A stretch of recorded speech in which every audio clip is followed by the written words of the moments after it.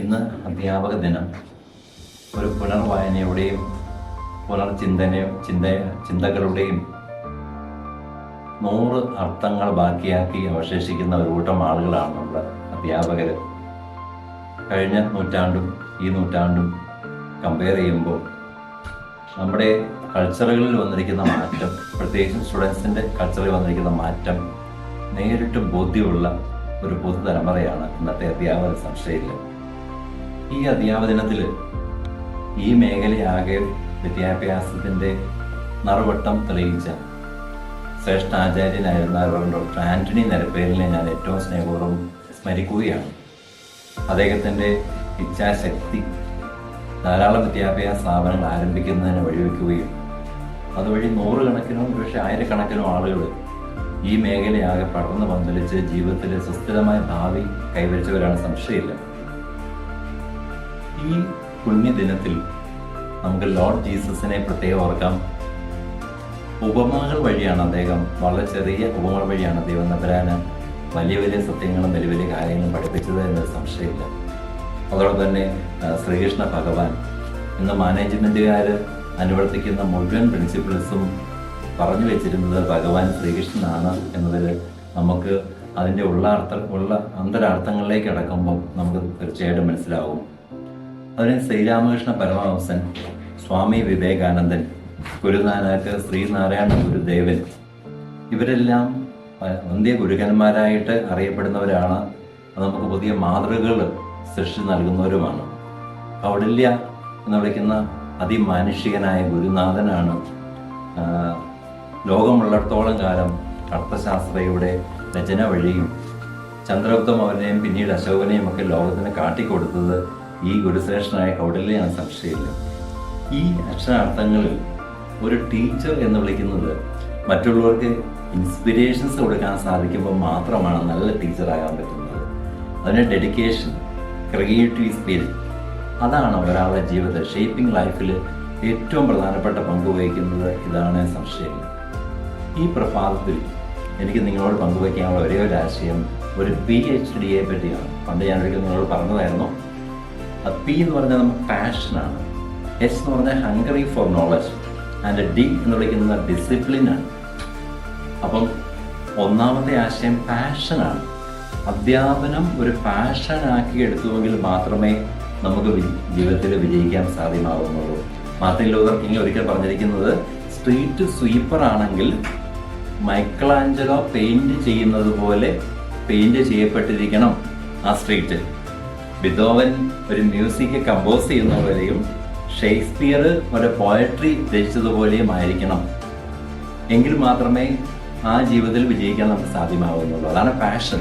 അത്രയ്ക്കും പെർഫെക്ഷൻ ഉള്ള ഒരു കാര്യത്തെ മാത്രമാണ് നമുക്ക് പാഷൻ എന്ന് നമുക്ക് പറയാൻ സാധ്യമാകുന്നത്. പിന്നീട് ഹംഗ്രി എന്ന് വിളിക്കുന്ന ഒരു നോളജിൻ്റെ തേസ്റ്റാണ്. അറിവ് എന്ന് വിളിക്കുന്നത് അവനെ വ്യത്യസ്തമാക്കും. എപ്പോഴും വ്യത്യസ്തമാക്കുന്ന നമ്മുടെ അറിവാണ്. അറിവുണ്ടെങ്കിൽ മാത്രമേ ജനങ്ങൾ അംഗീകരിക്കത്തുള്ളൂ. പുസ്തകം പഠിച്ചാൽ നമ്മളെ ആരും അംഗീകരിക്കില്ല. പുസ്തകത്തിനും അപ്പുറത്തേക്കുള്ള ആശയങ്ങൾ നിരന്തരമായ കഠിന ശ്രമങ്ങളിലൂടെ നമുക്ക് മനസ്സിലാക്കാൻ സാധിച്ചെങ്കിലേ ജീവിതത്തിലെ വിജയം കൈവരിക്കാൻ നമുക്ക് സാധ്യമാകുന്നുള്ളൂ. 9 ഒളിമ്പിക്സ് മെഡൽ നേടിയ കാൾ ലൂയിസിനോട് ചോദിച്ചു, എങ്ങനെയാണ് ഇത്രയും വലിയ വിജയങ്ങളൊക്കെ നേടുന്നത്? അപ്പോൾ അദ്ദേഹം പറഞ്ഞു, I practised when I like it and I practised when I dislike it. എനിക്ക് ഇഷ്ടമുള്ളപ്പോൾ ഞാൻ പ്രാക്ടീസ് ചെയ്യുന്നു ഭയങ്കരമായിട്ടും, ഇഷ്ടമില്ലാത്തപ്പോഴും പ്രാക്ടീസ് ചെയ്യുന്നു. അത് മാത്രമേ ഉള്ളൂ ഇതിൻ്റെ അന്തരാർത്ഥം എന്ന് വിളിക്കുന്നത്. അധ്യാപനത്തിന് അന്തരാർത്ഥം എന്ന് വിളിക്കുന്നത് മാത്രമേ ഉള്ളൂ. ഇഷ്ടമുണ്ടെങ്കിലും ഇഷ്ടമില്ലെങ്കിലും കഠിനാധ്വാനം ചെയ്തെങ്കിൽ മാത്രമേ ജീവിതത്തിൽ നല്ല വിജയങ്ങൾ കൈവരിച്ച് ആധുനിക ലോകത്തിന് ചേർന്ന മാതൃക അധ്യാപകരായി പോകാൻ സാധ്യമാകുന്നുള്ളൂ. A little lamp can do many thing, not even a sun can do. ഒരു സൂര്യന് പകലാക്കാൻ സാധിക്കും, പക്ഷെ രാത്രിയിൽ വെളിച്ചം പകരണമെങ്കിൽ ഒരു ലിറ്റിൽ ലാമ്പിന് വരും. ടീച്ചേഴ്സ് എല്ലാം ഈ ലാമ്പാണ്. അന്ധകാരത്തെ അകറ്റുന്ന നല്ല ലാമ്പുകളാണെങ്കിൽ മാത്രമേ വിജയിക്കാൻ സാധ്യമാവുള്ളൂ. The road to success is never an easy.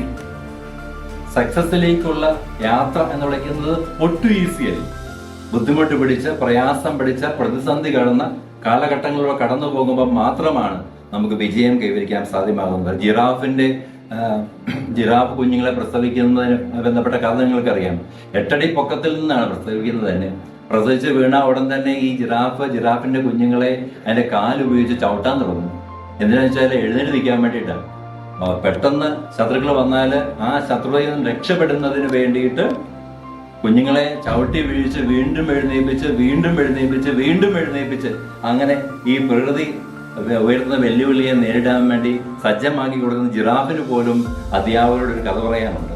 തകർച്ചയോടെയും തളർച്ചയോടെയും ബുദ്ധിമുട്ടിന്റെയും പ്രയാസത്തെയും കാലം കടന്നു പോകുമ്പോൾ ഇതുപോലെ വ്യത്യസ്തമായ ചിന്തയുടെ കഠിനാധ്വാന വഴി കാണിച്ചു കൊടുത്തു കഴിഞ്ഞാൽ വിജയം കൈവരിക്കാൻ സാധ്യമാകും എന്ന് സംശയമില്ല. ഈ എന്ന് വിളിക്കുന്ന ഡിസിപ്ലിൻ, ജീവിതത്തിൽ ഡിസിപ്ലിൻ ഉണ്ടെങ്കിൽ മാത്രമേ നമുക്ക് വിജയിക്കാൻ സാധ്യമാകുന്നുള്ളൂ. Don't run just with your legs, run with your mind. ഒരിക്കലും ഒരു പയ്യൻ ഒത്തിരി ആഗ്രഹിച്ചൊരു ആർമിയിൽ ചേർന്നു കഴിഞ്ഞാൽ ഒത്തിരി പേര് നമുക്കറിയാം പരിശീലനങ്ങൾക്ക് ശേഷമാണ് ആർമിയിൽ സെലക്ട് ചെയ്യുന്നത്. ഏറ്റവും അവസാനം അവൻ 20 കിലോമീറ്റർ ഓട്ടമാണ് അവസാനം അവൻ്റെ മേജർ വിധിച്ചത്. അവൻ ഓടാൻ തുടങ്ങിയപ്പോഴത്തേനും 6 കിലോമീറ്റർ കഴിഞ്ഞപ്പോൾ അവൻ വീണുപോയി കഴിഞ്ഞപ്പോഴത്തേനും അവൻ്റെ സീനിയർ അവനെ സ്വാതന്ത്ര്യപ്പിച്ചു. കാരണം വീടിൻ്റെ ഏറ്റവും വലിയ സ്വപ്നമാണ് അവനൊരു ആർമിയിൽ ചേരുക എന്നുള്ളത്. മാത്രമല്ല വളരെ പാവപ്പെട്ട ഒരു വീട്ടിൽ നിന്നുള്ള പയ്യനാണത്. അപ്പോൾ സീനിയർ അവനോട് പറഞ്ഞു, നീ ഇത്രയും നേരം കാലുകൾ ഉപയോഗിച്ചാണ് ഓടിയത്, ഇനി നീ കാലുപയോഗിച്ചല്ല ഓടുന്നത്, നീ മനസ്സുപയോഗിച്ച് ഓടണം. മനസ്സുപയോഗിച്ച് ഓടിക്കഴിഞ്ഞാൽ നമുക്ക് വിജയത്തിൽ എത്തിച്ചേരാൻ സാധ്യമാകും എന്നൊരു സംശയമില്ല. ഈ കഥയിൽ നൽകിയ സന്ദേശമുണ്ട്. നമ്മൾ ഇന്റലക്ച്വൽ മേഖലയിൽ വർക്ക് ചെയ്യുന്നവരാണ്. നമ്മുടെ ഫ്രണ്ടിലിരിക്കുന്നതൊന്നും ഫാക്ടറി ഔട്ട്പുട്ടുകളല്ല. ഇതെല്ലാം പല വ്യത്യസ്ത ഫാമിലികളിൽ നിന്നും ജനിച്ചു വന്ന കുട്ടികളെ ഡീൽ ചെയ്യുമ്പോൾ ഇതുപോലെ മനസ്സുകൊണ്ട് ഓടാൻ അവരെ പ്രോത്സാഹിപ്പിച്ചാൽ നമുക്കും വിജയത്തിൽ എത്തിച്ചേരാൻ സാധിക്കും എന്ന സംശയമില്ല. ഒരിക്കൽ ഒരു ഗുരു ഒരു ബോർഡ് എഴുതി വെച്ചു, ഒരു ഉത്തരത്തിന് 100 രൂപ. ഞാൻ ഉത്തരം പറയണമെങ്കിൽ 100 രൂപ തരണം. അപ്പൊ ശിഷ്യൻ ചെന്ന് പറയുകയും ചെയ്തു, ഇത് അല്പം കൂടുതലാണ്, ഇത് ശിഷ്യന്റെ ഭാഷ്യമാണ്. അപ്പൊ അദ്ദേഹം പറഞ്ഞു, നീ സ്വയം തിരിച്ചറിയണം, കൂടെ നിർത്തലിന് ശേഷം സ്വയം പറക്കണം. എത്ര കാലമാണ് നിന്നെ ഞാൻ എന്റെ ചെറുകണ്ണ കീഴിൽ കൊണ്ടു നടക്കുക, നീ കുറച്ച് കഴിയുമ്പോൾ സ്വയം പറക്കാൻ സാധ്യമാണ്. അതാണ് സ്വാമി വിവേകാനന്ദ പറഞ്ഞിരിക്കുന്നത്, find your divine spirit within you. നിങ്ങളുടെ മനസ്സിലുള്ള ആ ഡിവൈൻ സ്പിരിറ്റിനെ നിങ്ങൾ തിരിച്ചറിയുക. ആ ഡിവൈൻ സ്പിരിറ്റിനെ തിരിച്ചറിഞ്ഞാൽ ഇന്നത്തെ തിരുലിഖിതവും ജിനു വായിച്ചിരിക്കുന്നത് അതുമായിട്ട് ബന്ധപ്പെട്ട തിരുലിഖിതമാണ്. കാരണം നാവിനെ ഉപയോഗിക്കുന്ന കാര്യമായിട്ട് ബന്ധപ്പെട്ട തിരുലിഖിതങ്ങളാണ്. ഇതിലേക്ക് പള്ളികളിൽ വായിക്കപ്പെട്ട തിരുലിഖിതം ഇത് തന്നെയാണ്. അപ്പം നമ്മുടെ ഡിവൈൻ സ്പിരിറ്റിനെയും നമ്മുടെ ഇന്നർ സ്പിരിറ്റിനെയും തിരിച്ചറിഞ്ഞ് നമ്മുടെ ജീവിതത്തെ ശരീരത്തെയും മനസ്സിനെയും ഒക്കെ ഏകാഗ്രമാക്കി മുന്നേറിയാൽ മികച്ച അധ്യാപകരായി മാറാൻ സാധ്യമാകും എന്ന് സംശയമില്ല. ഒരിക്കൽ ഒരു ആചാര്യ ശ്രേഷ്ഠൻ വനത്തിലൂടെ നടന്നു പോകുമ്പോൾ അദ്ദേഹത്തിന് തളർന്ന ഒരു മരച്ചുവട്ടി കിടന്ന് ഉറക്കമായി. അപ്പോൾ ഭയങ്കരമായ സൂര്യൻ ഉജ്ജ്വലമായി ജ്വലിക്കുവാൻ തുടങ്ങി. അപ്പം ഒരു വേഴാമ്പൽ വന്നിട്ട് അതിൻ്റെ ചിറക് വിരിച്ച് ഈ ഒരു ശ്രേഷ്ഠന്റെ തണലേകി. കുറച്ച് കഴിഞ്ഞപ്പോഴത്തേനും ഒരു കാക്ക അവിടെ വന്നു. കാക്ക കാണിക്കുന്ന വൃത്തികേട് നമുക്കറിയാം. അപ്പം കാക്ക അദ്ദേഹത്തെ മോശമാക്കി, അദ്ദേഹത്തിന് ശരീരം മോശമാക്കി. അപ്പോൾ അദ്ദേഹം കണ്ണു തുറന്നപ്പോഴേക്കും വേഴാമ്പലും മുകളിൽ ചിറക് വിരിച്ചിരിപ്പുണ്ട്. കാക്ക താഴെ വളരെ മോശമായിട്ട് ഇദ്ദേഹത്തോട് പെരുമാറിയിരിക്കുകയാണ്. അപ്പം തന്നെ അദ്ദേഹം വേഴാമ്പലിനെ ആണെന്നോർത്ത് വേഴാമ്പലിനെ അദ്ദേഹം ശപിച്ചു. അപ്പം വേഴാമ്പൽ ചോദിച്ചു, അങ്ങ് എന്തിനാണ് എന്നെ ശപിക്കുന്നത്? കാരണം അങ്ങ് കിടന്നുറങ്ങിയപ്പം അങ്ങേക്ക് തണലേകിയത് ഞാനാണ്. അപ്പോൾ അദ്ദേഹം പറഞ്ഞു, കാക്ക വന്നിരുന്നപ്പം നീ പറന്നു പോയില്ല എന്നുള്ളതാണ് നീ ചെയ്ത ഏറ്റവും വലിയ തെറ്റ്. കാക്ക എന്ന് വിളിക്കുന്ന ദുഷ്ടശക്തി ആയതുകൊണ്ട് അത് വന്നപ്പം നീ പറന്നു പോകേണ്ടതായിരുന്നു. പക്ഷേ അദ്ദേഹം ശാപം പിൻവലിച്ചു എന്നാണ് കഥയിൽ രേഖപ്പെടുത്തിയിരിക്കുന്നത്.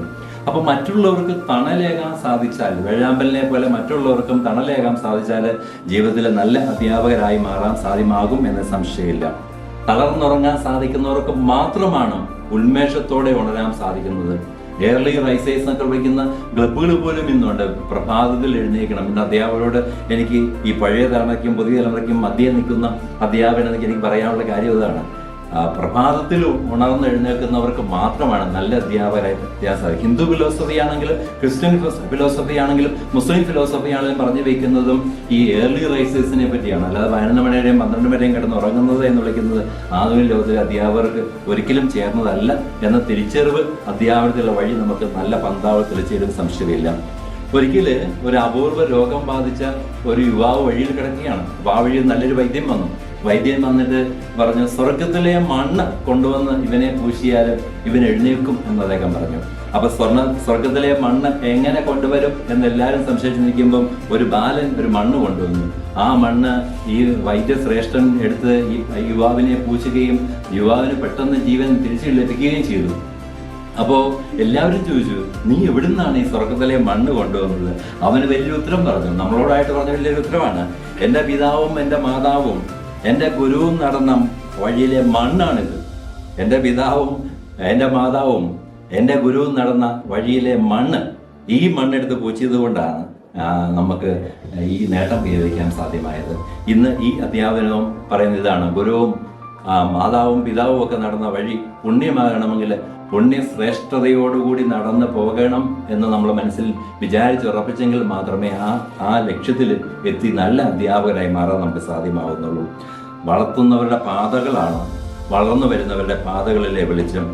ഒരുവൻ അവൻ്റെ കർമ്മം കൊണ്ടും കഴിവുകൊണ്ടും മുകളിലെത്തണം എന്ന് ചിന്തിച്ചു കഴിഞ്ഞാൽ അവനെ ദൈവം അവിടെ എത്തിച്ചിരിക്കും എന്നൊരു സംശയമില്ല. ഈ പ്രഭാതം, ഈ അധ്യാപനത്തിന് പ്രഭാതം ഒരിക്കലുമില്ലാത്ത ഒരു അധ്യാപക ദിനമാണ് ഈ വർഷത്തെ നമ്മുടെ അധ്യാപന സംശയമില്ല. പ്രതിസന്ധികൾ ധാരാളം നമ്മെ ചൂഴ്ന്നു നിൽക്കുന്നു. നമ്മൾ തലമുറകളെ വാർത്തെടുക്കുന്നതിൽ മുഖ്യ പങ്ക് വഹിക്കുന്നു. സോക്രട്ടീസിനെയും പ്ലേറ്റോയെയും അരിസ്റ്റോട്ടിലെയും ഒക്കെ സ്മരിക്കപ്പെടുന്ന ഈ അവസ്ഥയിൽ അബ്ദുൽ കലാം സാറിനെയും ഒക്കെ സ്മരിക്കുന്ന ഈ പുണ്യദിനത്തിൽ നമുക്കും സ്വയം തീരുമാനമെടുക്കണം. പുതിയ പാതകൾ വെട്ടി തുറന്നു കൊടുക്കാൻ മുന്നേറണം. അതിൻ്റെ കഠിനാധ്വാനത്തിൻ്റെ വഴി, ഇച്ഛാശക്തിയുടെ വഴി, അതോടൊപ്പം തന്നെ നമുക്ക് പാഷൻ എന്ന് വിളിക്കുന്നത് ആരെങ്കിലും പറഞ്ഞാൽ പാഷൻ ആകില്ല. അത് സ്വയം മറന്ന് സ്വയം ലയിച്ച് ഒരു ജോലി ചെയ്യുമ്പോഴാണ് ഒരു പാഷനേറ്റ് സ്പിരിറ്റ് നമുക്കുണ്ടാവുന്നത്. ഈ സ്പിരിറ്റോടുകൂടി മുന്നേറാൻ സാധ്യമാകട്ടെ. ഈ പുണ്യദിനത്തിൻ്റെ എല്ലാ മംഗളങ്ങളും ഞാൻ ഏറ്റവും സ്നേഹത്തോടെ ഏറ്റവും ആദരവോടെ ഞാൻ എല്ലാവർക്കും നേരുന്നു. പുതിയ തീരുമാനങ്ങൾ എടുക്കാൻ നമുക്ക് സാധിക്കട്ടെ. അധ്യാപനത്തിൽ ഉറച്ചു നിൽക്കാൻ തീരുമാനമെടുത്തവരെല്ലാം ഈ passion, Hungary four knowledge and discipline, ഈ 3 PhD ഈ സംഭവങ്ങൾ പൂർണ്ണമായും ജീവിതത്തിൽ ഉറപ്പിച്ചെങ്കിൽ മാത്രമേ സുന്ദരമായി മനോഹരമായി നമുക്ക് മുന്നേറാൻ സാധ്യമാവുകയുള്ളൂ. സാധിക്കട്ടെ.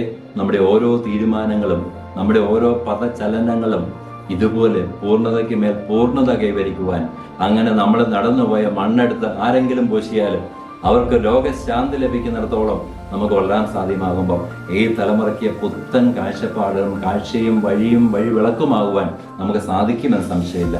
എല്ലാ ആശംസകളും ഏറ്റവും സ്നേഹത്തോടെ ഏറ്റവും ആദരവോടെ എളിയവനായി ഞാനും നിങ്ങൾക്ക് നേരുകയാണ്. എല്ലാ വിജയങ്ങളും. Thank U.